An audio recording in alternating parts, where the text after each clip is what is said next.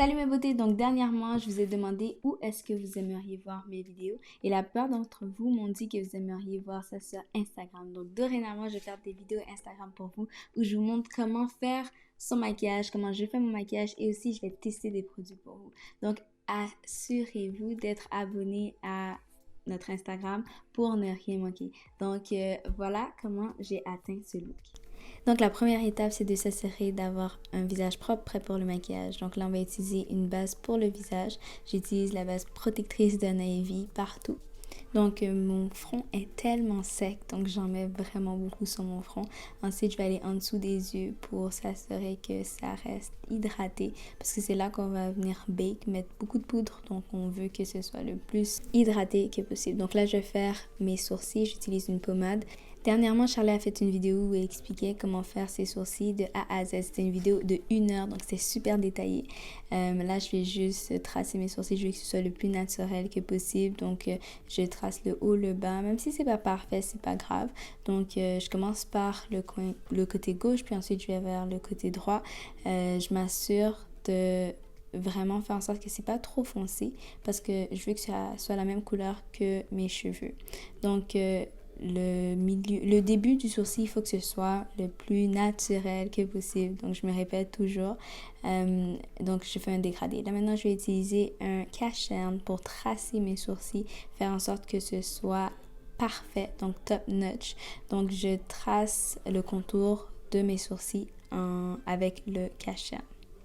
Donc, je débute toujours par faire le bas et ensuite, je vais vers le haut en gardant mon pinceau qui va vers le bas pour que la ligne soit le plus droit possible. Et ensuite, je vais aller estomper le tout en utilisant mes doigts ou aussi des fois le pinceau. Donc, même si les deux sourcils ne sont pas pareils, c'est pas grave parce que avec le concealer, le cache-cerne, c'est vraiment possible de faire que les deux se ressemblent le plus que possible.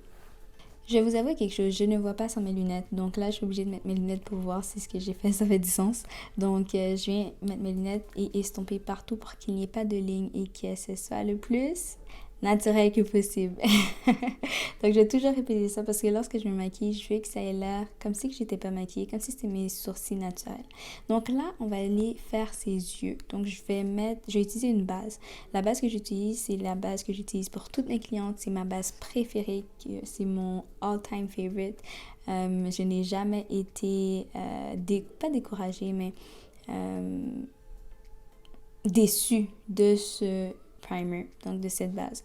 Donc c'est une base blanche qui fait en sorte que l'entièreté de ma paupière soit uniforme, donc de la même couleur, et aussi ça aide à ce que le maquillage reste toute la journée. Maintenant, je vais utiliser la palette de Juvia. Je vais utiliser 2 couleurs de transition. Donc une couleur de transition, c'est une couleur qui est de la même couleur que ma peau.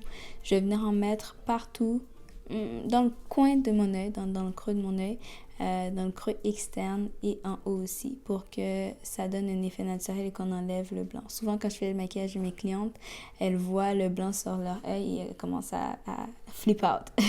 Donc là, maintenant, je vais utiliser une couleur plus pâle, donc un peu shimmery pour créer un effet frosty sur mes yeux. Et maintenant, je vais tracer une ligne d'eyeliner, pas trop long, mais quand même assez épaisse. Ce eyeliner, c'est de Revlon, une couleur très foncée. C'est un noir qui vraiment ressort sur notre peau. Et maintenant, je vais utiliser des fossiles naturels. Pour celles qui débutent et celles qui se maquillent souvent et qui ne veulent pas toujours acheter des fossiles super dispendieux, il y en a chez Amazon, ceux-là, ils sont vraiment bien. Donc, je vais en mettre un peu partout. Je vais mettre de la colle partout sur la ligne et je viens le mettre sur mon œil. Maintenant, c'est le temps de mettre du fond de teint. Donc, je vais utiliser beaucoup trop de fond de teint. Mais j'aime beaucoup superposer mon fond de teint et créer un effet couvrant. Donc, partout sur mon visage. Ce fond de teint, c'est le fond de teint de Maybelline. Vraiment bien. Et, je le recommande vraiment. Et j'utilise toujours 2 couleurs. Une couleur plus foncée pour la partie externe de mon visage et une couleur plus pâle pour la partie interne.